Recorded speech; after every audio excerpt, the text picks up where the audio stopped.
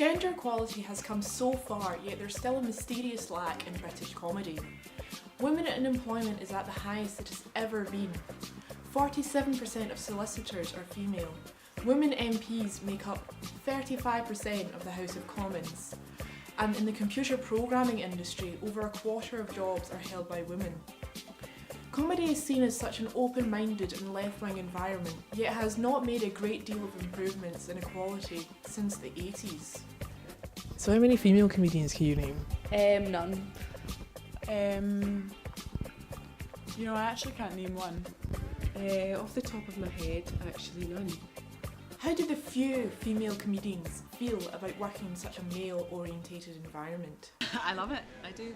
Yeah, I mean, it is heavily dominated by men, the comedy industry, and it's how do I feel about working in a male-dominated society industry? I don't think about it, to be honest. But if you're speaking about the Scottish language, our mother tongue, we pronounce it Gaelic in this country, which I can no longer incidentally say in the north of England, where the audience starts to do Peter Kay impersonations at me. Gaelic bread, because apparently that's hilarious down there.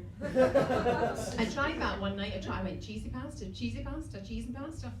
See, nothing, not funny. Garlic bread?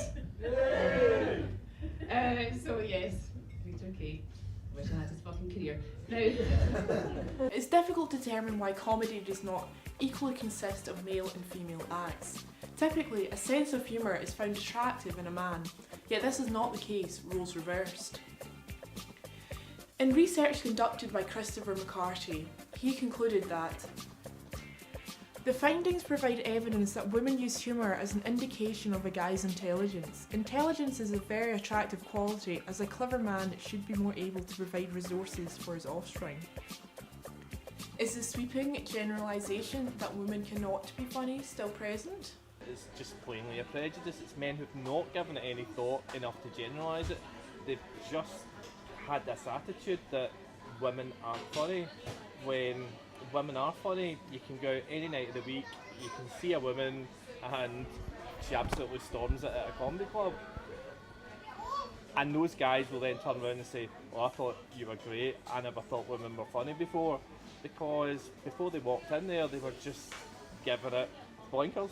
It's the classic thing that between female comedians, we all go, yeah, we've all had that. Somebody coming up at the end of the night and saying to you, "I normally don't like funny women, but you were really funny."